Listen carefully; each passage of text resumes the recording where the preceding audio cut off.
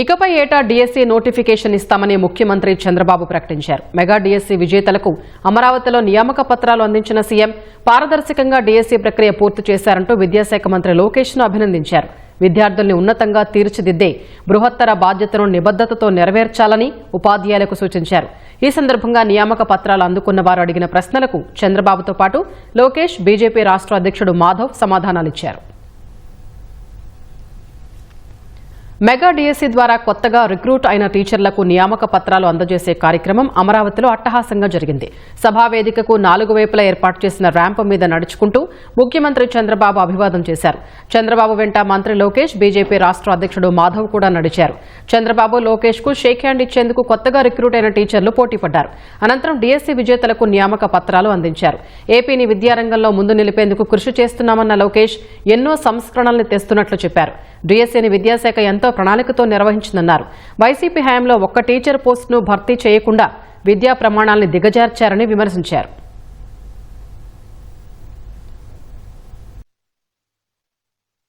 SGT post లో select అయినటువంటి ధర్మారావు గారికి హార్టియెస్ట్ కంగ్రాచులేషన్స్. పీఈటీ గా సెలెక్ట్ అయినటువంటి రెడ్డి కృష్ణ గారు ఫ్రమ్ విజయనగరం ముఖ్యమంత్రి గారి చేతుల మీదుగా అపాయింట్మెంట్ ఆర్డర్ తీసుకుంటున్నారు.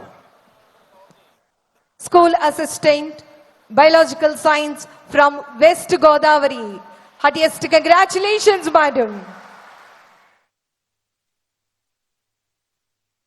అమ్మ నాన్న తర్వాత ఎక్కువ సమయం పిల్లలు ఉండేది గురువుల దగ్గర. ప్రపంచంలో ఒక గొప్ప ఆస్తి ఉంది. ఆ ఆస్తి ఎవరు మన దగ్గర నుంచి తీసుకెళ్లేరు. ఆ ఆస్తి ఏంటి? విద్య. అలా పవిత్రమైన ఆస్తి పిల్లలకి అందించబోయే ఇక్కడ గురువులందరికీ పేరు పేరున నా హృదయపూర్వక నమస్కారాలు. దేశానికి అధినేత అయినా గురువు దగ్గర మాటలు పడాల్సిందే. రాజకీయ నాయకుడైనా, ఫిలిం స్టార్ అయినా, ఒక పారిశ్రామికవేత్త అయినా, వరల్డ్స్ రిచెస్ట్ మ్యాన్ అయినా మీ దగ్గరకే వచ్చి పాఠాలు చెప్పించుకోవాల్సిందే. యువగల పాదయాత్రలో నిరుద్యోగ యువకుల్ని కలిశాను. మీరందరూ నన్ను కోరింది ఒకటే, గడిచిన 5 సంవత్సరాలు ఒక్క డిఎస్సి జరగలేదు. మెగా డిఎస్సి ఏర్పాటు చేసి ఉపాధ్యాయులుగా మమ్మల్ని నియమించమని మిమ్మల్ని అందరూ నన్ను కోరారు.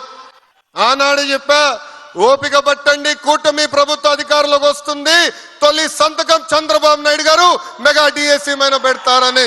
సిబిఎన్ అంటే డిఎస్సి, డిఎస్సి అంటే సిబిఎన్. ఆంధ్ర రాష్ట్రంలో 17 డిఎస్సీలు జరిగితే దాంట్లో 14 డిఎస్సీలు ఏకంగా తెలుగుదేశం పార్టీ అధికారంలో ఉన్నప్పుడు నిర్వహించాం. సుమారుగా 2 లక్షల మంది ఉపాధ్యాయులు తెలుగుదేశం పార్టీ అధికారంలో ఉన్నప్పుడు నియమిస్తాం జరిగింది.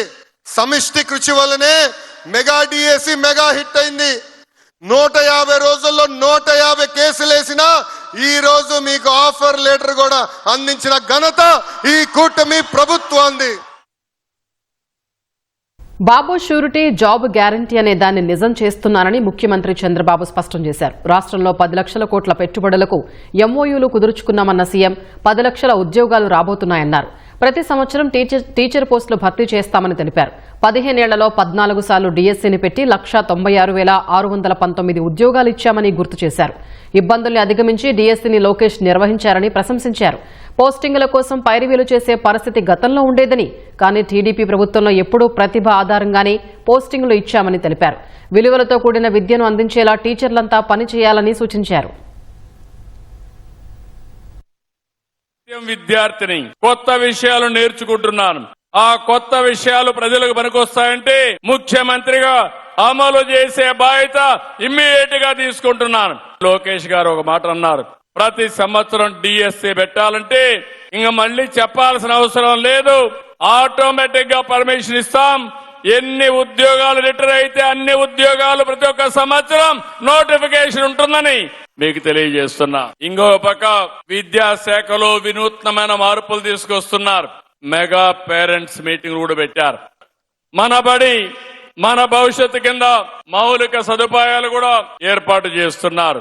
2025 బదిలీ చట్టం తీసుకొచ్చి 72,886 బదిలీలు, 4,477 ప్రమోషన్లు ట్రాన్స్పరెంట్ గా చేశారు. ఎక్కడ ఒక్క కంప్లైంట్ లేకుండా బ్రహ్మాండంగా నిర్వహించారు. దీనికి డిపార్ట్మెంట్ అభినందిస్తున్నానని. ఇది కాకుండా మొన్నే తల్లికి వందనం 100% ఇచ్చాం. ఇప్పుడు అందరూ పిల్లలు స్కూలుకు వస్తారు. వచ్చిన పిల్లలకి చదువు చెప్పే బాధ్యత మీ పైన ఉందని మరొక్కసారి మీ అందరికీ విజ్ఞప్తి చేస్తున్నాను. పుస్తకాలతోనే చదువు రాదు. వాళ్ళని ఎప్పటికప్పుడు మోటివేట్ చేయగలిగితే బ్రహ్మాండమైన ఫలితాలు వస్తాయి. అయితే ఒక్క విషయం మీరు గుర్తుపెట్టుకోవాలి. 1924 ప్రభుత్వ నిర్లక్ష్యం విద్యా వ్యవస్థలో ఒక శాపంగా మారింది. ఒక నాయకుడు సరిగా పనిచేయకపోతే ఆ వ్యవస్థ కుప్పగూలిపోయే పరిస్థితి వస్తుంది. 10 లక్షల మంది పిల్లలు ప్రభుత్వ స్కూల్కి రాకుండా ప్రైవేట్ స్కూల్స్ కి వెళ్లిపోయే పరిస్థితికి వచ్చారు. డ్రాప్ అవుట్స్ కూడా పెరిగాయి. విద్యా నాణ్యతలో 3వ స్థానంలో ఉన్న రాష్ట్రం 19వ స్థానానికి పడిపోయే పరిస్థితి వచ్చింది.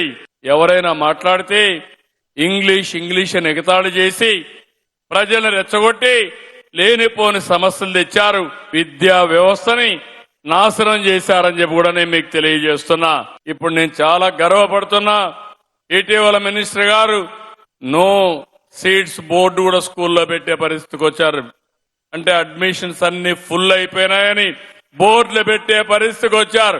అంటే మీరందరూ గుర్తుపెట్టుకోవాల్సింది, ప్రభుత్వ స్కూల్ కి డిమాండ్ పెరగాలి. ప్రైవేట్ స్కూల్స్ తో కంపేర్ చేసుకుంటే మనకు బ్రహ్మాండమైన ఇన్ఫ్రాస్ట్రక్చర్ ఉంది, మంచి టీచర్లు ఉన్నారు. ఈ రెండు ఉన్నప్పుడు ఎందుకు చేయలేకపోతున్నాం? కొంతమంది ఎక్స్ట్రాడినరీ టీచర్లుగా ఉంటాం, బెస్ట్ టీచర్లుగా ఉంటారు. అలాంటి బెస్ట్ టీచర్లుగా మీరు ఉండాలని మనస్ఫూర్తిగా ఆకాంక్షిస్తున్నా. All the best for all of you. కొత్తగా ఎంపికైన టీచర్లు నిబద్దతతో పనిచేస్తూ భారతదేశాన్ని విశ్వగురువుగా నిలపాలని బీజేపీ రాష్ట్ర అధ్యక్షుడు మాధవ్ పిలుపునిచ్చారు. పిల్లలకు మంచి విద్యను అందించినప్పుడే దేశం ప్రగతి దిశగా ముందుకు వెళుతుందని స్పష్టం చేశారు. విద్యార్థి ఇవాళ అధ్యాపకుడయ్యాం, కానీ మన నిత్య విద్యార్థి అనే విషయాన్ని మర్చిపోకూడదు. Certain things in life have only beginning.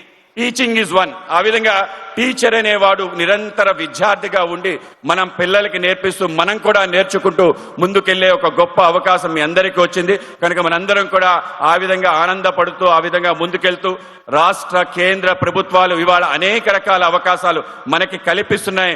మన ఆ యొక్క అవకాశాలని వినియోగించుకొని ముందుకెళ్తూ మన రాష్ట్రాన్ని, దేశాన్ని వికసిత భారతం, వికసిత ఆంధ్రప్రదేశ్ అనే లక్ష్యం ఏదైతే మన గౌరవ ముఖ్యమంత్రి, గౌరవ ప్రధానమంత్రి నరేంద్ర మోడీ గారు కలగంటున్నారో వాటన్నిటినీ సాకారం చేసి భారతదేశం విశ్వగురు స్థానం కావాలని ఇక్కడుండే అధ్యాపకులు మీ అందరి కలగా మారి ఆ యొక్క కళని సాకారం జరిగే విధంగా మనందరం కృషి చేయాలని చెప్పి ధన్యవాదాలు తెలియజేస్తూ